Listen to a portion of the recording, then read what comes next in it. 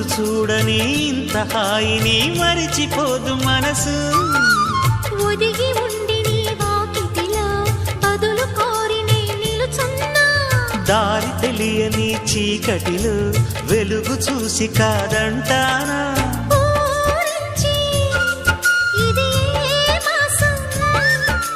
ప్రేమించే ప్రతి గుండెను అందెల సందడి చేసే హేమంతం ఇది.